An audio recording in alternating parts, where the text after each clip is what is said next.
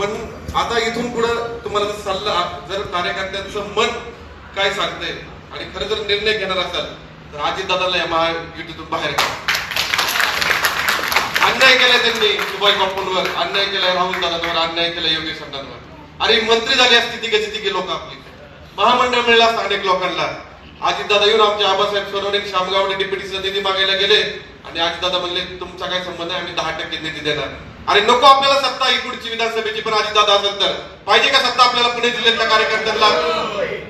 बापू, पुणे जिल्हा आणि सोलापूरची 30 परिस्थिती आहे. तुम्हाला तर पालकमंत्री काय दुसराच मिळालेला आहे आतापर्यंत. स्वाभिमानी नेतृत्व या पुणे जिल्ह्याला मिळत नाहीये. पुणे जिल्ह्यातल्या लोकांचं हाल झालेले आहे.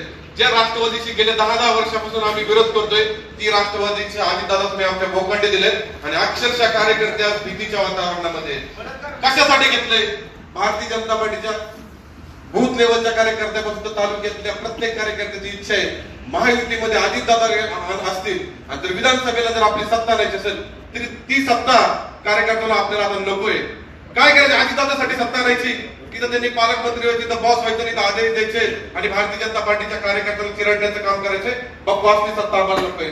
होऊ द्या ना तुम्ही पालकमंत्री सोलापूरचे, होऊ द्या रामदादा पालकमंत्री पुण्याचे. अरे त्यांनी पक्ष वाढवलाय, कार्यकर्त्यांच्या आंदोलनाच्या आमच्यावर वीज बिलाच्या विरोधात आम्ही आंदोलन केलं, त्याचे गुन्हे आमच्यावर दाखल आहेत. रस्ता रोको आम्ही अनेक वेळा केलाय. आमचे संदीप बाप्पा मोडवे अनेक कार्यकर्ते या ठिकाणी भांडत असतात, लढत असतात. एबीपी माझा, उघडा डोळे बघा नीट.